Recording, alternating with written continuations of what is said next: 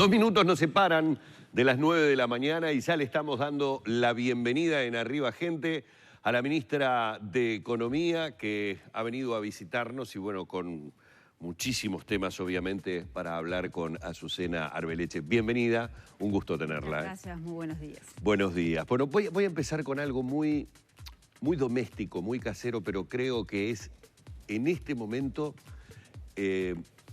lo que ataca directamente la sensibilidad de muchísimos uruguayos. Empezamos a ingresar en el mes siguiente al anuncio de los primeros contagios. Lo recuerdo, un viernes 13. Estábamos en plena función teatral y se estaba realizando la conferencia de prensa donde nos enterábamos que al otro día ya no íbamos a poder tener la función de teatro. De la misma manera que sucedió en ese rubro, no voy a denominarlos porque usted lo tiene más que claro, hay muchísimos rubros de la economía nacional que se paralizaron. Lo que hemos empezado a sentir todos los uruguayos es que, bueno, quienes tenían un poquito más de espalda, léase algo de ahorros, la han ido llevando, quienes van en el día a día, hoy empezaron a caer los vencimientos, la cuenta, la luz, el agua, el teléfono, el celular, el que tenga internet, el que tiene cable, y así podríamos seguir. Y arranca un periodo difícil en el que yo creo que la gente lo que está esperando ahora, después de la mirada hacia el Ministerio de Salud, es la mirada hacia el Ministerio de Economía. Tuvimos una primera reactivación, la de la construcción. ¿Podemos ir esperando que algunos sectores vayan teniendo alivio en los próximos días? ¿Está previsto de alguna manera desde el Ministerio de Economía o el Ministerio de Economía tiene que esperar a las decisiones sanitarias primero o ya tiene algo planificado? Creo, Humberto, que esto último que tú decís es lo más importante. Si primero está lo sanitario y después vamos a las medidas económicas. Y no es como lo visualizamos nosotros desde la propia noche del viernes 13, digamos, cuando el gabinete se encierra y tiene esta discusión con el Sistema Nacional de Emergencia. Aquí la economía desde el principio está apoyando todas las medidas sanitarias y todas las medidas sociales que involucra esta epidemia. Y con las medidas sanitarias son las más obvias, las que conocemos, la compra de todo lo que sea necesario para hacer frente a la epidemia, para tener los diagnósticos correspondientes, para enfrentar el pico de epidemia que todavía no lo hemos enfrentado, a juzgar por lo que vemos ha sido la evolución en otros países, pero después tenemos todo el aspecto social en donde tiene que ver con aspectos que tú decías, porque más allá de que los sectores se vayan reactivando, aquí hay personas que hoy no pueden hacer frente a los vencimientos que tenían la cuota de la moto, la tarjeta de crédito, la cuota hipotecaria, las empresas más pequeñas que tenían que pagar sus impuestos en la DGI, que no lo pueden, los alquileres, etc. Entonces, todos estos apoyos a los grupos que quedan más expuestos, los grupos más vulnerables, son apoyos sociales en donde también economía tiene un rol importantísimo porque tiene que decir, bueno, ponemos todos los recursos, toda la plata que sea necesario, no solo para lo sanitario, pero también para todo este aspecto social. Entonces, primera respuesta, va de la mano y la economía lo que hace es apoyar a que lo sanitario esté a la altura de las circunstancias, se tenga todo listo lo que es necesario para enfrentar la epidemia.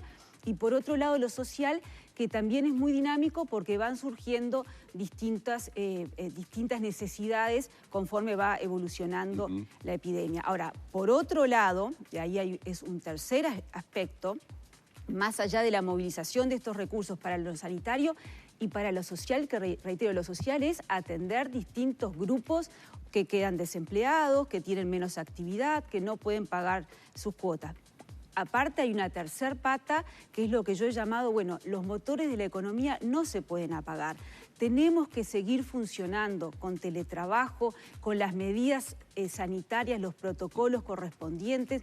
Es la construcción que se inicia ahora. Bueno, de a poco vamos a ir implementando protocolos con la prioridad en la salud de las personas. Eso es lo prioritario. Pero no podemos paralizar la economía y esperar a que no tengamos más coronavirus en el Uruguay. Ministra, ya que hizo mención, ¿cómo fue este arranque en el tema construcción y qué podemos esperar económicamente con esta reactivación? Se habla de números de que cerca de 100.000 trabajadores aproximadamente eran los que reiniciaban, retomaban su actividad, pero todos sabemos que hay un montón de pequeñas economías satélite que se mueven alrededor del tema construcción. Entonces le pregunto, ¿cómo arrancó y qué espera el Ministerio desde el punto de vista económico que vaya comenzando a mejorar este sector, este otro sector? ¿Cuál es el estudio al respecto? El estudio es lo que tú planteás. Acá tenemos un sector que moviliza muchos trabajadores, un sector que tiene muchos empleados, que empieza con las medidas del caso. Reitero, es fundamental mantener los protocolos sanitarios, empieza a funcionar y eso va moviendo distintos lugares de la economía. Es difícil cuantificar porque además uno va monitoreando cómo va evolucionando los casos, cuáles son las respuestas de la población frente a este mayor movimiento que tiene la economía y reitero, aquí lo importante es que todos seamos responsables con nuestros compatriotas, con nuestros vecinos y que tengamos, ya sea en el trabajo, en la ida al almacén, a lo que sea, las medidas sanitarias correspondientes. Eso es bien importante.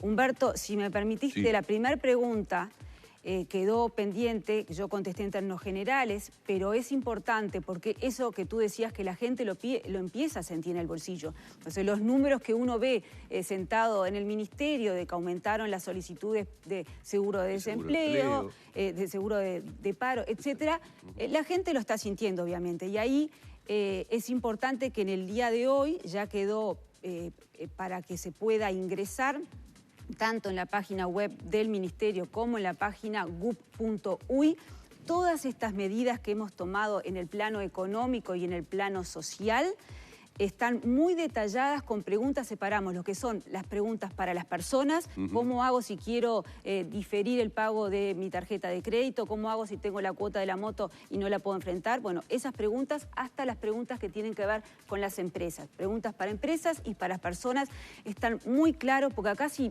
decimos las medidas, pero la gente no las entiende, no sabe el derecho que tiene y cómo está cubierto por el Estado, es lo mismo que la nada. Entonces invito a que quien tenga alguna pregunta al respecto entre o a la página gup.uy o a la del Ministerio de Economía, que ahí están de forma muy simple con preguntas y respuestas y bueno, y después con links donde hay más detalle de cada una de las medidas. En su momento, a ver, me voy a ir a días anteriores al 13 de marzo. Vamos a olvidarnos por un momento lo que pasó a partir de ese instante, porque en esos días previos comenzaban de alguna manera a acomodarse las nuevas jerarquías, íbamos conociendo las nuevas autoridades, y entre las cosas que yo recuerdo de aquellos días es que las cuentas o los números no eran lo que parecían. Tal vez las palabras en su momento, creo recordar, fueron como que lo que se preveía encontrar para afrontar determinado tipo de situaciones no era lo que se encontró.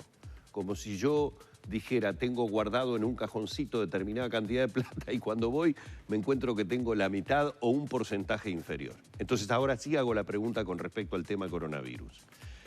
Si, como se decía en los días previos, los números no eran tan buenos como se dijo por parte del gobierno saliente, ¿cómo estamos ahora con lo que ha tenido que afrontar el Ministerio de Economía hasta ahora y lo que va a tener que afrontar? Porque sabemos que esto se prolonga en el tiempo. Es decir, es como que si yo fuera al cajoncito y ya me diera cuenta que con esa plata no me alcanza. Bueno, cuando nos sentamos y abrimos el cajoncito, había menos plata, había gastos que ya se habían comprometido para adelante. Tampoco los gastos podía ser una novedad, los números ya sabíamos que ese cajoncito tenía poca plata porque así eran números públicos. Unos días más tarde se dio a conocer lo que fue el déficit fiscal del año anterior y fue lo que cerraba los 12 meses a ese periodo, y realmente estamos hablando de niveles históricamente altos, 5% del producto. O sea, sabíamos que la situación era compleja. Abrimos el cajoncito y la situación era compleja, más que por la plata que había, por la deuda que tenemos y porque las cuentas, lo que se estaba gastando era mucho más de lo que se está ingresando, o sea, déficit fiscal. Eso es el punto de partida. Ahora, yo creo que no hay que mirar cuál es el punto de partida, la situación, no hay que mirar para atrás porque llegamos a esa situación, la situación es lo que es. Y ahora la segunda pregunta, entonces, ¿qué hacemos para poder hacer frente a todas estas necesidades? Y aquí lo importante es transmitir la tranquilidad que la plata está y va a estar para enfrentar todas las necesidades sanitarias y todas las necesidades sociales, que he mencionado algunas de ellas, pero esto es dinámico y van apareciendo distintos grupos que no llega la cobertura, que no están con la protección de parte del Estado correspondiente. Aquí la visión que tenemos, Humberto, es que estamos enfrentando un shock que es transitorio. Es muy agudo. Así va a ser la economía, pero esperemos que también haga así y que se recupere rápido. Entonces, cuando el shock es transitorio, hay que tratarlo como tal. ¿Qué quiere decir? Hoy la plata va a estar para hacer frente a todo lo que tenemos que hacer frente. Nos estamos endeudando, obviamente. ¿A qué estamos acudiendo? Estamos acudiendo a que organismos, bancos internacionales, como el Banco Interamericano de Desarrollo, la CAF, Fonplata, el Banco Mundial dentro de algunos meses, nos provean de liquidez para que llegue a las personas a través de estos mecanismos que digo, un subsidio directo, préstamos para las unipersonales y liquidez que llegue a toda la cadena de pagos, a todas las empresas. Esto es transitorio y no podemos hacer que se rompa la cadena de pagos y que las empresas empiecen a teclear y ya no sea un problema de liquidez, sino que, la empresa se cierre. Y a eso es lo que aludimos cuando decimos que los motores de la economía no se apaguen, que no se cierren las empresas, que no se caigan las empresas, porque después poner a andar ese motor de vuelta es mucho más costoso y eso es lo que no queremos. Eso habla de sobrepasar el 5% de déficit fiscal en las proyecciones hacia adelante. Absolutamente. Esto quiere decir que nosotros nos sentamos en la administración, se sienta la nueva administración con un panorama claro de que tenemos que mejorar la competitividad, tenemos que llevar adelante determinadas reformas estructurales para que el país crezca más, y el camino para esto es mejorar las cuentas fiscales que estaban en una situación muy deteriorada. Nos llega viernes 13 de marzo el coronavirus, las prioridades cambian. El rumbo sigue siendo el mismo. Tenemos que ir a tener mejor competitividad, tenemos que llevar adelante reformas estructurales que, por otra parte, vemos que siguen sobre el tapete, parte de ellas están en la ley de urgente consideración, lo que hay que mirar hoy, pero hay que mirar el día después y hay que mirar el mediano plazo. Pero en lo inmediato, hoy la prioridad es: vamos a tener toda la plata que sea necesario para atender necesidades sanitarias, necesidades de salud, sociales de la población, y hacer que estos motores de la economía no se apaguen. Ministra, en este contexto que usted describía, el Banco Mundial el pasado domingo difundió las proyecciones para América Latina. Uruguay le da una caída de la economía de 2,7% y también una advertencia a toda la región a no socializar estas pérdidas en el futuro. ¿Cómo tomó estas proyecciones y qué recaudos va a tener Uruguay para que eso no ocurra, de socializar las pérdidas? Es muy importante contextualizar estas proyecciones. Son las primeras proyecciones, de los bancos internacionales. En el día de ayer se sumó el Fondo Monetario Internacional y le da muy similar, una caída para Uruguay de 3% este año y una recuperación importante de 5% el año que viene. Nosotros hemos dicho que estamos en el medio de la tormenta, que no estamos compartiendo cifras porque hoy es muy complejo hacer una proyección. Pero sí compartimos que va a haber una caída significativa y esperamos y estamos trabajando para que haya una recuperación que sea muy importante, muy dinámica. Reitero el concepto, nosotros visualizamos este choque como transitorio. Entonces, cuando enfrentamos algo, ¿cuánto va a durar? No sabemos. ¿Cuál va a ser la profundidad? No sabemos, porque no sabemos en términos de epidemia. Esto es una crisis que se origina con una epidemia, no es una crisis de liquidez, no es una crisis bancaria. Entonces, no sabemos cómo va a evolucionar la epidemia, no sabemos cuál va a ser el impacto, cuánto va a durar en la economía.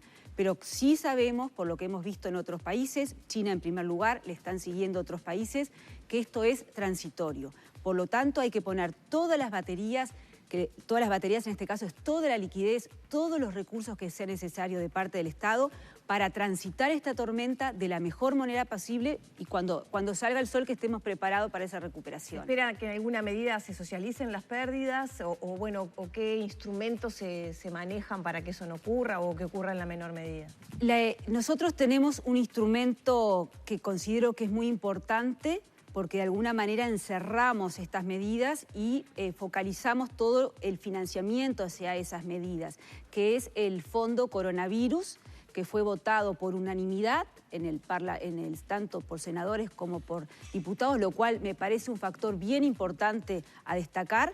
En una situación crítica, el sistema político todo se pone a la altura de las circunstancias y en ese fondo nosotros decimos, bueno, estas son todas los gastos que va a hacer el gobierno como consecuencia del coronavirus. ¿Qué es lo que mencionamos anteriormente? Gastos sanitarios, gastos sociales, seguro de desempleo, seguro de enfermedad por parte del BPS.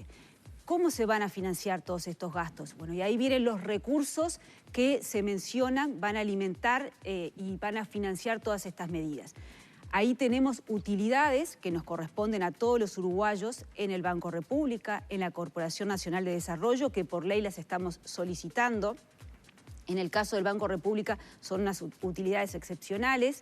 Para este caso, estamos ahí en esa ley que crea el Fondo Coronavirus, se crea un impuesto tanto a los funcionarios públicos, a los sueldos de los funcionarios públicos cuyo sueldo líquido es mayor a 80.000 pesos, a los cargos políticos una tasa mayor y también con los que sean los sueldos líquidos mayores a 80.000 pesos y también a todas las jubilaciones se le pone este impuesto. Esta es otra fuente de financiar estas medidas entre todos. Queda abierto a donaciones, queda abierto a que las personas públicas no estatales que quieran hacer una donación, estoy pensando en lo que fue ayer el caso de INAC, lo que fue el caso de Línea en el día de ayer, y tenemos otros casos que también están presentando su voluntad de que estos dineros lleguen al Fondo Coronavirus. La propia ley prevé que todos estos aportes también puedan alimentar. Y luego lo que son el financiamiento con los bancos internacionales de desarrollo. A propósito de este fondo, bueno, ayer se anunciaba por parte de las gremiales agropecuarias el aporte de $100 millones. El exdirector de la OPP, Álvaro García, presentaba su discrepancia a través de las redes sociales, diciendo que no son $100 millones, sino 20, porque vienen otros aportes de todos los uruguayos a través de los organismos que usted mencionaba. ¿Cuál es su visión? Mi visión es la que decía en la carta que presentaron en este caso la INAC, Línea y los productores agropecuarios. Como dije, acá tenemos distintos aportes. Por un lado, lo que es el aporte de INAC, que son unos $20 millones. Por otro lado, lo que es el aporte de Línea, que son unos $10 millones. Nosotros como Estado no podemos tomar esos recursos, tiene que surgir de la propia institución la voluntad de aportar en este proceso. Así surgió. Nosotros por ley del Fondo Coronavirus tenemos la posibilidad de incorporar previo un informe de OPP que diga, bueno, no ponemos en riesgo el funcionamiento de estos fondos que se crearon, estas instituciones con determinados objetos específicos. Tenemos la posibilidad de aceptar esos fondos. Y luego hay una renuncia de lo que son créditos fiscales.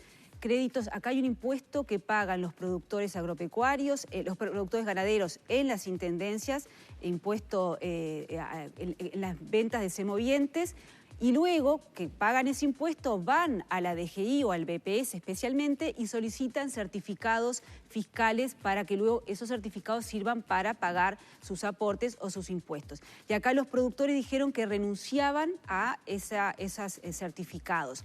El año pasado la totalidad de los pagos en las intendencias rondó los 40 millones de dólares. Los certificados al final, los productores que fueron a la DGI o al BPS y solicitaron certificados fueron 20 millones de dólares. O sea, ¿cuánto va a ser este año? No lo sabemos y además no es algo que hoy vaya a ingresar en el fondo, es algo que a lo largo del año estas son las estimaciones. O sea, esos son los números tal cual son en la realidad, con las estimaciones del caso. Vamos a ir redondeando, son 9 de la mañana y 18 minutos, pero quiero hacerle un comentario. Seguramente usted, ministra, si no lo escuchó esta mañana como lo escuché yo, le debe haber llegado ya. Hoy nuestro querido colega Nico Lucich estaba en diálogo a través del informativo Carve, creo que era, con el economista uruguayo que está en el Banco Mundial, haciendo un poco, desmenuzando esas proyecciones que el Banco Mundial tenía con respecto a América Latina, a la región. Y le preguntaba sobre las diferencias. Uruguay aparecía con un futuro mucho más auspicioso que, por ejemplo, nuestros hermanos Brasil y Argentina. Y por allí deslizaba y hablaba de un tema de capitales que ya se habían ido de América Latina, y además el peligro de una posible crisis bancaria en la medida que se cortara la cadena de pagos, y en parte por esas cosas y por las características de Uruguay justificaba que nuestros números fueran mejores. Como esto es tan imprevisible, ¿a qué se refería con esa ida de capitales de América Latina y en qué punto nuestros bancos están fuertes para afrontar esa posible crisis a la que hizo mención este economista?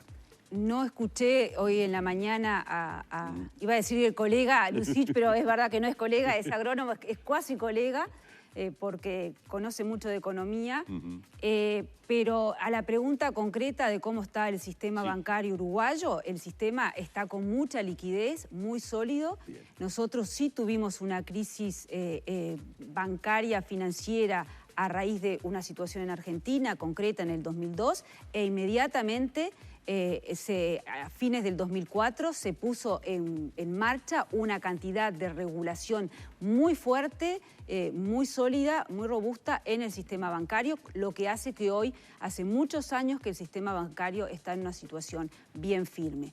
Hay mucha liquidez, los bancos privados y el Banco República tienen mucha liquidez.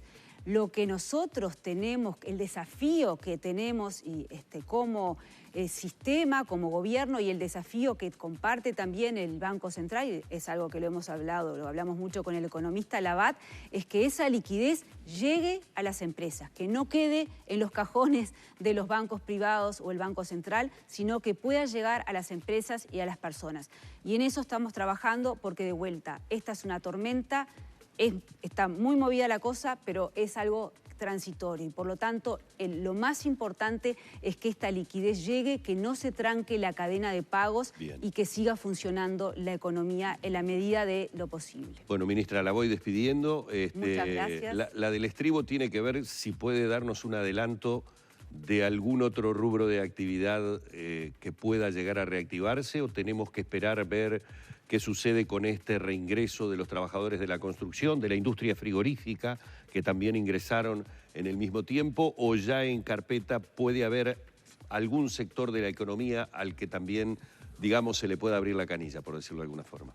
La canilla, como bien decía el director Asqueta del Ministerio de Salud Pública, se va abriendo y se va monitoreando. Hay desde Presidencia, esto se maneja con mucha responsabilidad. Hay un equipo que va analizando y anunciando cuáles son las medidas. No corresponde que yo dé mi opinión, de mi intuición de por dónde podemos seguir. Lore. No, yo solamente quería un comentario a propósito del anunciado por el diputado de Cabildo Abierto, Eduardo Luz, que lo va a convocar a usted y al ministro de Transporte, Luis Alberto Heber, para preguntarles por qué no se aplicó el artículo 7 con respecto al contrato de UPM que habilita a suspender, digamos, la actividad por emergencia nacional. Sí, por causa extraña no imputable es el artículo. Nosotros empezamos a trabajar como gobierno con UPM, creo que fue hace 2 semanas. Estamos en diálogo y trabajando con la empresa. Justamente era la semana posterior al coronavirus que íbamos a empezar a trabajar y se postergó como por 2 semanas. Y estamos trabajando con la empresa y dialogando de cómo avanzar. ¿Está la posibilidad de suspender, aplicar ese artículo? No está la posibilidad.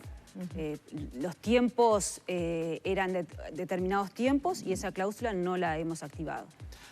Ministra, Gracias. Muchísimas gracias. Ha sido un placer tenerla esta mañana en Arriba Gente. Muchas gracias. Hasta luego. Con nosotros en Arriba Gente, la ministra de Economía, Azucena Arbeleche.